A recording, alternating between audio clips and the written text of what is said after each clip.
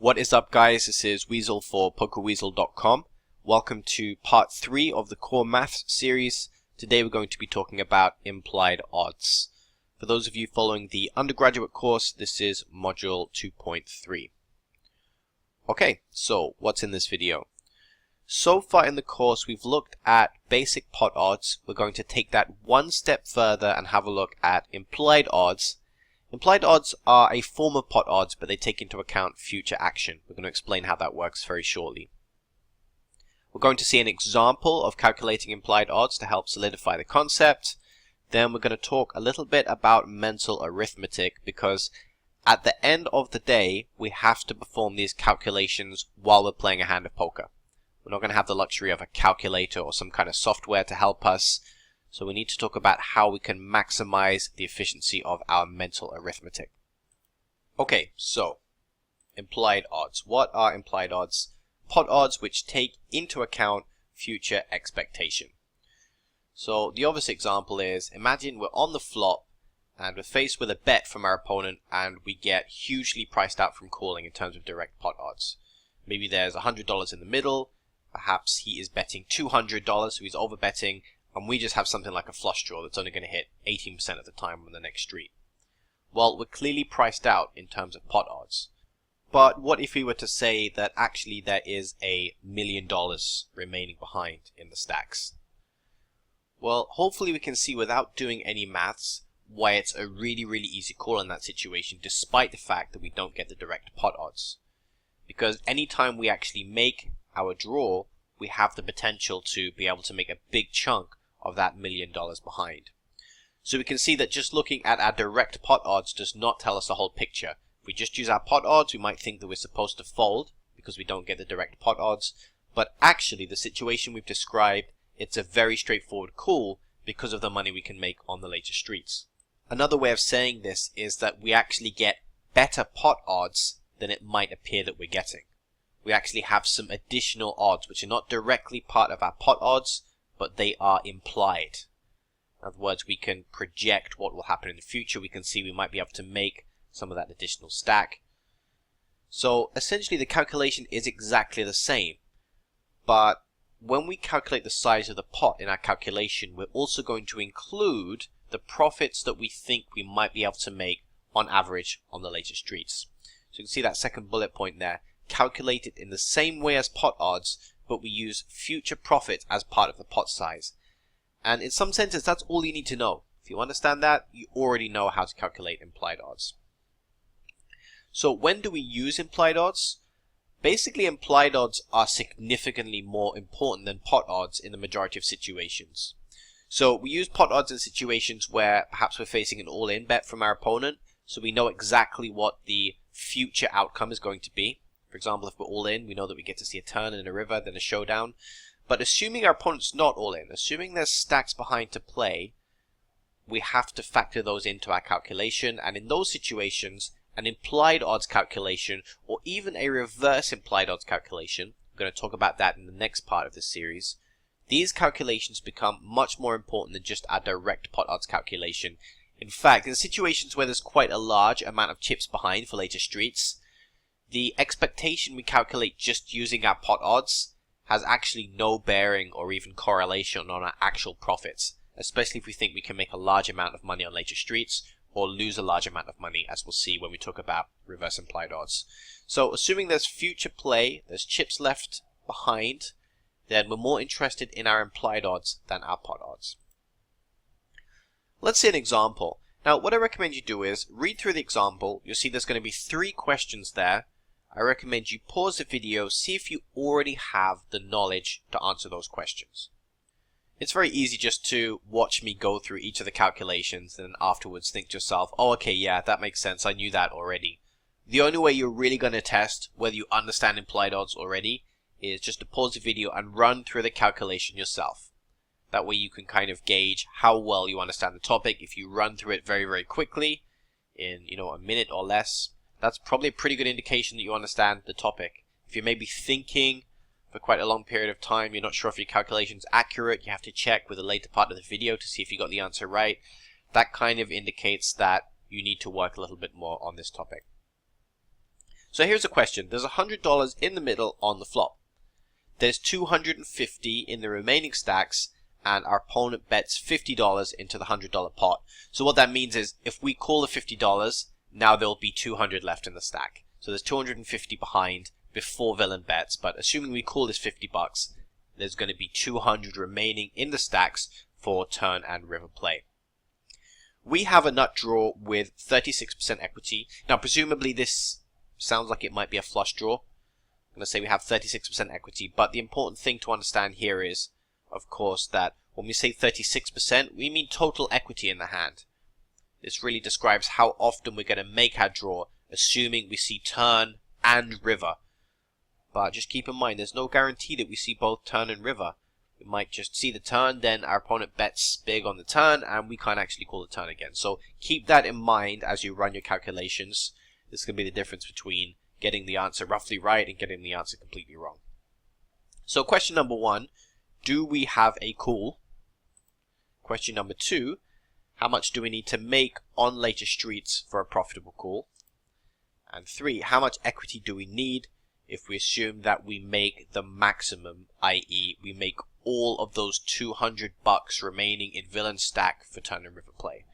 So those are the 3 questions. So at this stage, pause the video, work through the questions, see if you can get the answer right, and of course just understand that pot odds is a very, very precise science. There's no estimating that goes on when we use pot odds.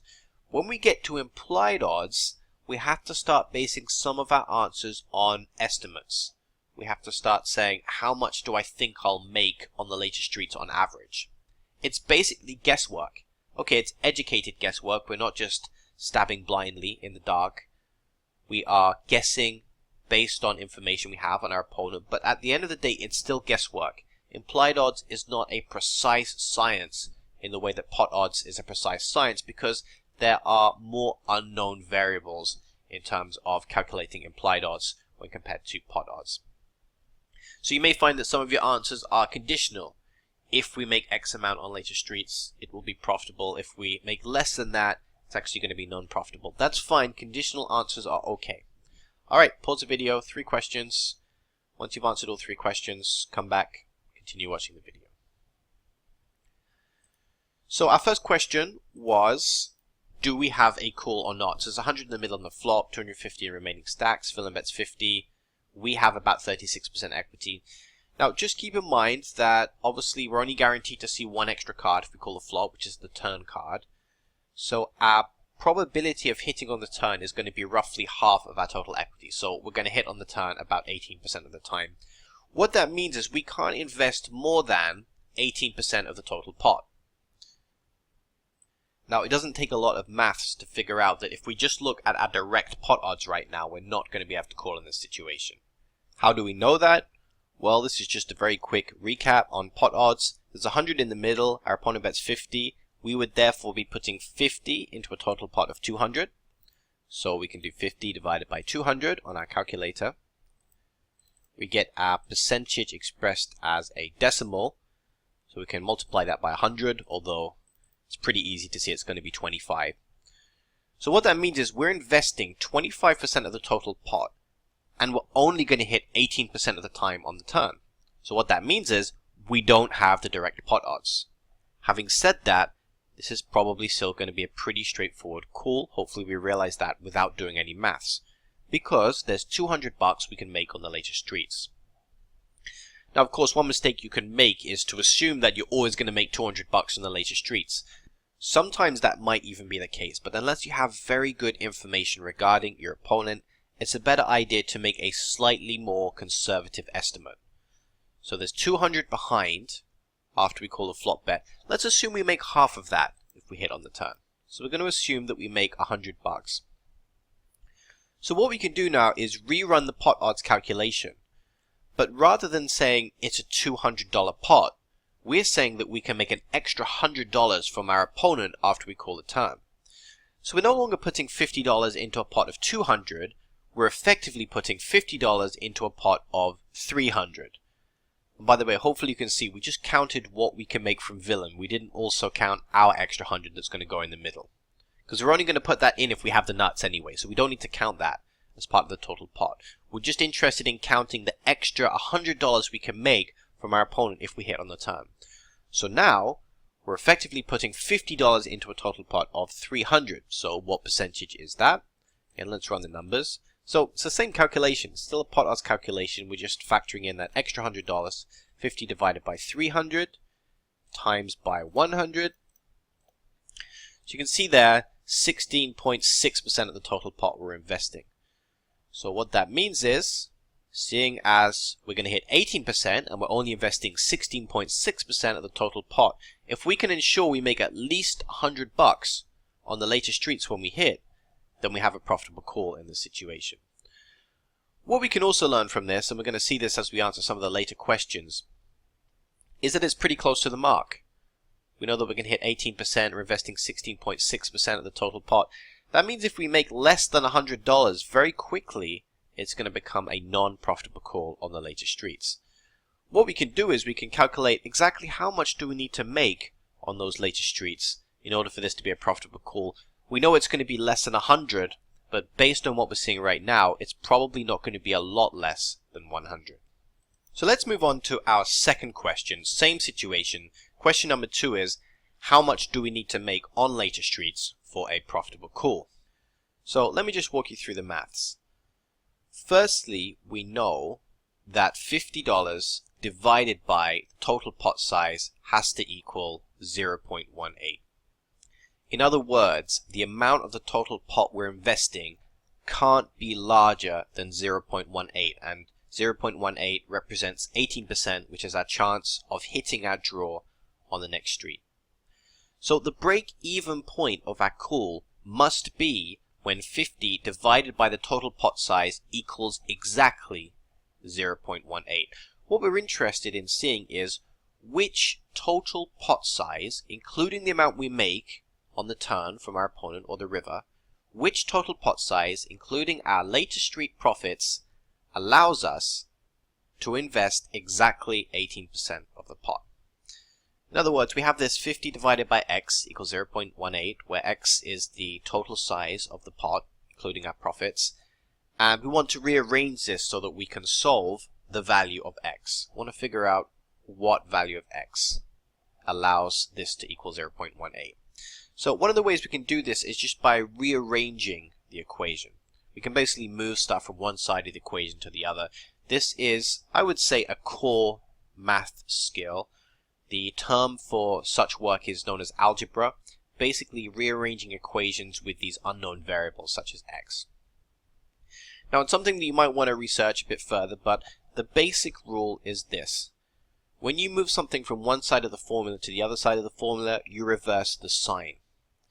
So for example, right now on the left hand side of that formula we have 50 divided by x. Now what we can do is we can actually take that x and put it over the right hand side of the formula. It's just that instead of divided by x, it now becomes multiplied by x. So we end up with an equation that looks like this. $50 equals 0.18 times by x.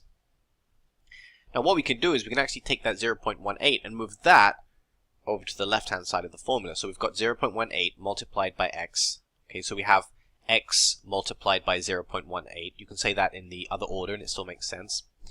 So we've got multiplied by 0.18 on the right hand side of the formula. We can take that, we can move it over to the left hand side of the formula, but we just now make it divided by 0.18.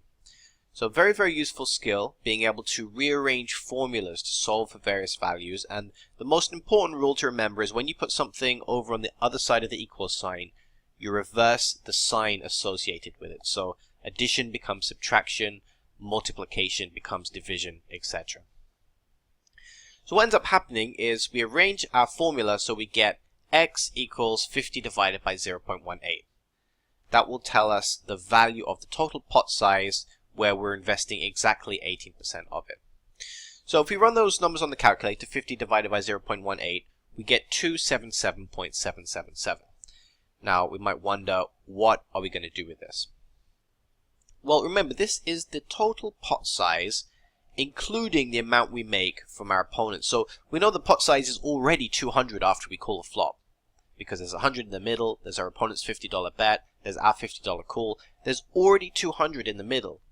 So therefore, looking at this, the amount we need to make on the Turner River is anything that's in addition to the $200 that's already in the middle.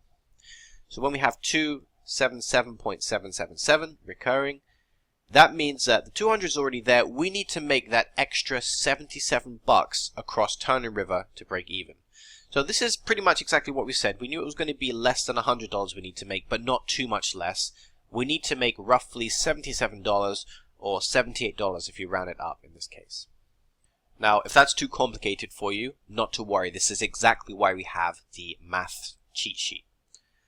So you can see this heading here, Implied minimum required profit on later streets. This is designed to help us answer this exact question, which is how much do we need to make on the later streets given certain parameters. So we're going to fill in the parameters in the green cells, and the answer is going to be put out in orange. So let's just work through these. Firstly, percentage chance of hitting on next street only. In fact, 18 is already typed there. Why 18? Is that just a huge coincidence? No, it's because with flush draws, you have 9 outs. So 9 times 4 is 36. You can hit roughly 36%. Half of that's going to be 18, or 9 times 2. You could think of it that way. So this 18% is actually a pretty common value because it's how often, roughly, we hit a flush draw going from flop to turn. So that's already in there, 18. Current pot size after villain's bet or raise, but before our call. Okay, so there's 100 in the middle. He's betting 50. Therefore, this has to be 150. Okay, so we haven't made our call yet. So make sure you follow the steps exactly as you're being told to put values in. So after villain's bet or raise, there's 150 in the middle. Amount we need in order to call, well, we're potentially going to be calling 50 if we decide we like the price we're getting. So investment of total pot, this just tells us how much we are investing immediately. In fact, another way of thinking about this value is it's just telling us what our direct pot odds are. Directly on the flop, we're investing 25% of the total pot because we're putting 50 into 200. So assuming that there was no chips left behind for future play, this is how much equity we would need in the entire hand in order to have a profitable call. Of course, that's not why we're here. We're trying to do an implied odds calculation. So we're trying to answer the question, what is our required average profit for later streets? And that's this second orange cell here. You can see 77.7 reoccurring. So we're getting exactly the same value here. We've just taken out the algebra stage. So if you don't want to deal with any of those formulas, although keep in mind it's recommended that you learn some basic algebra. The best players understand how to do basic algebra calculations. So it's something you should look into. We've discussed some basic algebraic principles in this video, but there's definitely a little bit more behind it. So it's something you could maybe think about researching. But let's just say you don't want to do any algebra. You've decided it's too complicated, or you just don't want to be bothered with that. That's exactly why we've got this Excel document. It takes care of the algebra for you. You just input the variables. It spits out the required average profit for later streets. So 77 in this case. So if we make $50 on the Turner River, it's not enough. We're going to be making a losing call. We make exactly 77.777 recurring. It's a break-even call. And by the way, what that means is we should be indifferent between calling or folding. So if we break even, it means there's no difference between folding on the flop and calling on the flop if our assumptions regarding our later street profits are accurate. Our final question was as follows. How much equity do we need if we assume we make the maximum? Okay, so we've already mentioned this is probably not a very good assumption. But just for speculation's sake, let's say we're definitely 100% certain that if we hit, we're going to make the rest of our opponent's stack. How much equity do we need if we assume we make the maximum? So that means we're going to be making a full $200 if we hit on the turn. So effectively, instead of investing $50 into a total pot of $300, if we made an extra $100 on the later streets, we're now investing $50 into a total pot of $400. So we should be pretty familiar with the methodology by now. 50 divided by 400. Sometimes it might help if you think of division as being out of. So 50 out of 400. And then you can multiply this by 100 if you want to, but I think most of us can probably see the pattern now. This is the same as saying 12.5% of the total pot. We just achieve that by multiplying by 100. We get 12.5. So what that means is it's okay for us to call a flop bet even if we only expect to hit 12.5% of the time on the turn. If we hit less than 12.5% on the turn though, our implied odds don't quite cover us. It's just not going to be quite profitable. We don't make enough on the later streets. But if we hit more than 12.5% of the time, then that's when we start seeing profit. If we hit exactly 12.5% of the time, it's going to be break even. And once again, we're going to be indifferent between calling or folding on the flop when facing that $50 bet. Now, it's one thing being able to calculate our pot odds or our implied odds on a calculator, but that's not really a realistic scenario because obviously at the table, we may not have access to these tools. I think it's a little bit strange, especially in a live environment, if you just get a calculator out mid-hand, that might be frowned upon. So we need to be able to do these kind of calculations in our head. And I think in order to be able to do this, it's useful for us to be able to have a method because perhaps you've noticed that some people just seem to be better at mental arithmetic than others. Some people, they seem to find it easy. Other people struggle with it. And okay, partly it's an innate ability. Some people are just better at mental arithmetic. But one of the reasons why some people are better at mental arithmetic than others is because they have some kind of system in place for being as efficient as possible with their thought process. So if we haven't really thought about this before, when we're first confronted with a implied odds calculation, we can waste a lot of time just trying to figure out where should we start, how do I do this? If you already have a set system in place, you can begin straight at the beginning of that system. You don't waste any time trying to figure out how to approach the problem. You already know how to approach the problem, you just need to work through it in the most efficient way. So we're going to break it down step by step. I'd like you to imagine that you are in, let's say, a flop situation, and you are faced with a bet, and you have to calculate mid-hand exactly how many chips you need to make on the later streets in order to have a profitable call on the current street. So first step is just to be aware of your equity. If you have something like a flush draw, you should already know that you're going to hit about 18%. This goes back to our discussion on outs in the previous video. Number of outs multiplied by 2. That's roughly how often you're going to hit on the next street, and these are the initial values you need to work with. Unless you're faced with an all-in situation, in which case implied odds doesn't apply in that situation. Assuming there's stacks behind, you need to immediately know how often will I hit this draw on the next street with one card to come. In other words, there shouldn't really be any calculation going on in this first step. You should just know that flush draws hit roughly 18%, OESDs hit roughly 16%, gut shots hit roughly 8%. So one of the ways you can also improve at mental arithmetic is avoiding doing calculations which are easily learnable. So you should just know how often you hit certain hands on the next street. Step number 2, project size of pot, assuming our call represents that percentage. Now, what exactly do I mean by this? This is how I would approach it in my head. Let's say, for example, we have something like our flush draw. Now, we know it hits 18%, okay, but one of the shortcuts you have to take in order to become good at mental arithmetic is understanding when it's okay to round numbers up to an easily usable format. So, for example, I don't really want to be multiplying 18 by any number. It's not that I can't do it, it's just that it will take too long and we want to have a pretty good estimate as quickly as possible. So, let's pretend we hit 20% of the time on the next street with our flush draw, for example. Now, I'd like to imagine that you're facing a $10 bet from our opponent. Now, what we know is that that $10 bet can't represent more than 20% of the total pot when we make our call. So what you can do is you can work out the break-even point of their bluff. You can say, I'm facing a $10 bet here. If this $10 bet represents 20% of the pot, what will the total pot size be? Well, in that case, the total pot size would be 50, because 20% goes into 105 times. We multiply $10 by 5 in that case. We know that if our call represents 20% of the pot, then the total pot size would be $50 in that case. Now, of course, what you have to remember is there's already going to be some money in the middle, so that $50 is not how much we need to make on the next street. We have to move to step 3, which is a simple subtraction regarding how much is needed on the next street. So if the pot's already going to be $30 after our call, and we said that, or projected that the total size of the pot needs to be $50 in order for the call to be okay, then that means we need to make $20 on the next street. Now notice also that there is another step that we can remove, because remember we had to kind of figure out that 20 goes into 100 5 times. Well, once again, that's unnecessary mental arithmetic. We're wasting valuable mental resources by trying to figure out how often various numbers go into 100.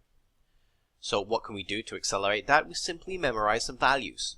So for example, with a flush draw, we're facing any bet, we can probably just multiply that bet by 5.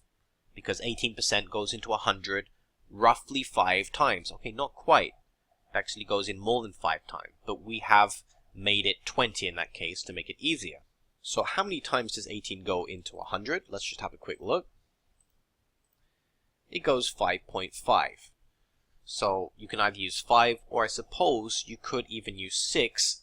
That would maybe be more accurate, and also that would maybe be a conservative estimate in that case. So perhaps we use 6. Perhaps you can even use 5.5 of the numbers nice and easy. For example, if you're facing a $10 bet, you can project that that's going to be 55. So sometimes it's not so difficult to multiply by 5.5, for example. That would give you a more accurate result. If in doubt, use 6 because it's a more conservative estimate in this case, whereas 5 is kind of an optimistic estimate regarding how much we need to make on the next street. So maybe for flush draws you use 6. What about something like an OESD? Well, we have 16. So let's just see how often 16 goes into 100.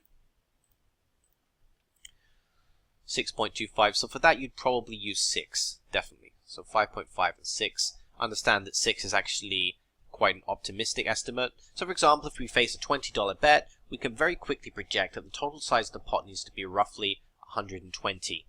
So we need to make additional amounts on the next street to ensure that the total pot size, including the profits from our opponent, are going to be 120. For something like a gut shot, we hit gut shots roughly 8% of the time. 100 divided by 8. So for that, maybe something like 12 would be a pretty good rough guide. So if you face a $10 bet, then you know that the total pot size needs to be 120 when we include the profits we can make on the later streets. Now let's see an example that might have been a little bit difficult to follow. It's actually very simple. It's not too complicated at all, but it's going to make a lot more sense when we just see an example. So here in this case, 100 in the middle on the flop, villain bets 50. Okay, it looks pretty similar, right? We have 36% equity. We know that's going to translate to roughly 18% to hit on the next street. So what we can do is simply multiply that value by 5 or 6. We mentioned 6 was probably a slightly better idea because it's a more conservative estimate. Actually, in this example, we've multiplied by 5. We mentioned the ideal number is actually 5.5. But anyway, we multiply the cost of our call by 5. It's going to be 250. We know that there's going to be already 200 in the middle after we make a call. So we do the simple subtraction. We need to make 50 bucks on the next street. Let's see how that works with 6, because that's a slightly more conservative estimate. So that means we have to make 300 total, or the size of the total pot needs to be 300. There's already 200 in the middle, so we actually need to make $100 on the next street. But the very precise value is actually 5.5 if we fill up to multiplying by 5.5. So that would be 250 plus an extra 0.5 of 50. So that would be 275. So that would be the most accurate answer if you're willing to stretch a bit further and do some slightly more complex arithmetic. I don't think it's very hard when you have a number like 50. It's a nice round number. We know it's going to be 275. So our estimate's going to lead us to the fact that we need to make roughly 75 bucks on the next street. And that's actually a pretty good estimate, because if you remember from our cheat sheet, the exact value, 77.7777 recurring, we're never going to get to that value in our heads, or at least it's very unlikely. But it doesn't matter too much, because even our other numbers are not completely accurate. We know we're not going to hit exactly 18%. We can just use these rough values, that's fine. The closer we can get to the answer, the better, but we're not trying to arrive at 77.7777. That's just not going to be that helpful for us. But if we arrive at 75, that's actually a very good estimate, given that we're just using mental arithmetic and we're not using any kind of calculator. You can see how the other shortcuts were not quite so accurate. So it's better to multiply the price we have to call by 6 and end up with 100. That's a conservative estimate. We saw if we multiply by 5, we end up thinking that we only need to make 50 on the next street. And that could cause us some problems, because if we only make 50 or we only make 60, it's actually going to be slightly losing. So it's generally better to make conservative estimates where possible rather than optimistic estimates. So if in doubt and you think it's close, probably a good idea to fold. Keep in mind as well that the estimates you make regarding how much you expect to generate on later streets has to be based on opponents as well. So you want to look at things like the effective stack depth. The deeper the stacks, the more money you can make. You want to look at things like how aggressive is your opponent? Will he run big bluffs on the later streets if you make your call? Or is he just really passive and won't really pay out? Is your opponent a calling station? Will he call huge bets, maybe even over bets, after we make our hand? Just in general, how bad or good is our opponent? Keep in mind that against weaker players, you're nearly always going to be able to generate more funds on the later streets relative to the amount you might expect to generate against a regular or decent opponent. So it's one thing to be able to say, okay, I need to make $77 on the later streets, but you also have to be able to make reliable estimates regarding whether it's realistic to generate that amount of money. So we understand we need to make $77. Is that likely? Just keep in mind as well that we're not just saying that you need to occasionally be able to make that value. That's the average value. Which means that given sometimes you're just not going to get paid off, sometimes you're going to bet in the later streets and the opponent's going to fold, you have to sometimes be able to generate more than that. You have to sometimes stack your opponent to make up for those situations where your opponent just folds on the next street after you hit. So keep in mind also, this is an average value. It's not okay to just occasionally make that value. You have to make that value consistently on average. So it really requires you to be able to make very good estimates, and those estimates have to be based on what you know about your opponent, how bad he is, how deep his stacks are, what his tendencies are, whether he'll continue to bluff, whether he'll pay off too wide. So this is why we say that implied odds is partly a mathematical discipline, but it also requires knowledge about the game of poker that allows us to make educated guesses regarding how much we think we can make on the later streets. So here's what you should be able to do after watching this video. Understand what implied odds are. You should be able to explain to another player what implied odds are and why we use them. So why do we have both implied odds and pot odds? What is the key difference between those two different types of odds? So why and when do we use implied odds? We need to be able to understand how to perform basic implied odds calculations. So even if we are off the table, we need to know how to grab a calculator and be able to figure out a couple of things. We need to figure out how much equity we need in order to be able to call. We also want to reverse that and be able to describe how much money do we need to make on the later streets for our call on the current street to be profitable or break even. We can use the Excel sheet to help with analysis. We saw that algebra was involved in one of the questions, and it's recommended that all poker players have a basic knowledge of algebra. It's going to become more important, especially when we start looking at EV calculations. It's really going to take you a long way just to be able to do some very basic algebra calculations. But despite that, if you say, I don't really want to do any algebra, it's too complicated for me, which I find it hard to believe that would be the case. But let's just say you don't want to do algebra, that's fine. You've got the Excel sheet here to help. You don't need to do the algebra. It's done for you by the Excel document. So long as you have that Excel sheet, you can still generate answers to important questions regarding implied odds. You can still see how much money we need to make on the later streets given the current parameters. Now, our goal is not just to be able to understand implied odds. You'll find that many poker players understand implied odds. Even some of the recreational players understand implied odds. In fact, if you gave them the questions that we've seen in this video, they might even be able to work through them and give you accurate answers. So what is it that separates a recreational player from a seasoned professional?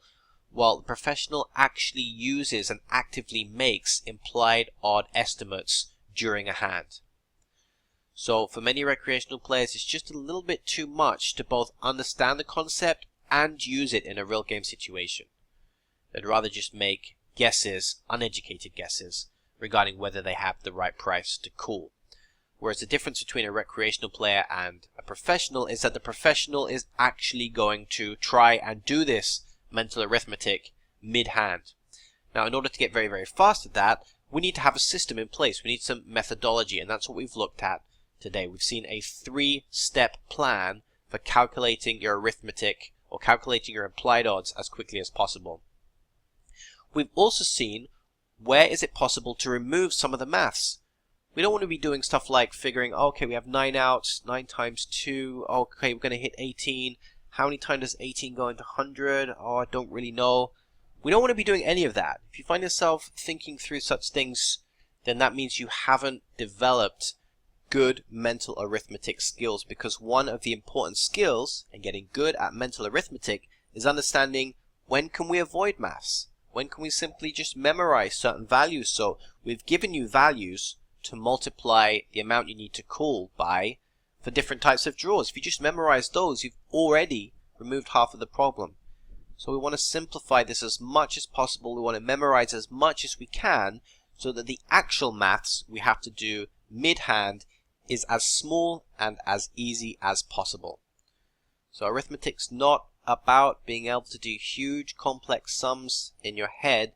It's understanding which shortcuts you are allowed to take and taking them on a regular basis.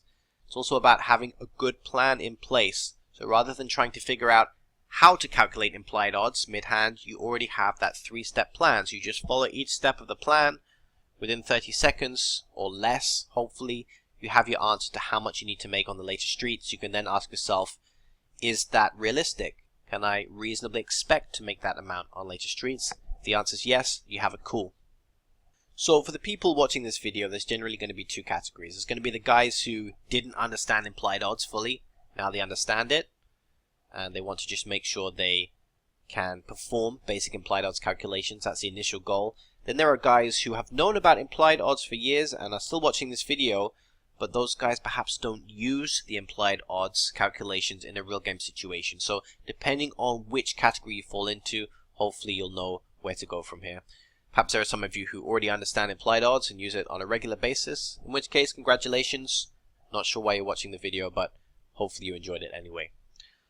Alright, thanks very much for watching. In the next part of this series, we're going to talk about a very closely related concept to implied odds. We're going to be talking about reverse implied odds. It's basically the exact opposite of implied odds. You'll see how it works in the next part of the series. So thanks very much for watching. This has been Weasel for PokerWeasel.com.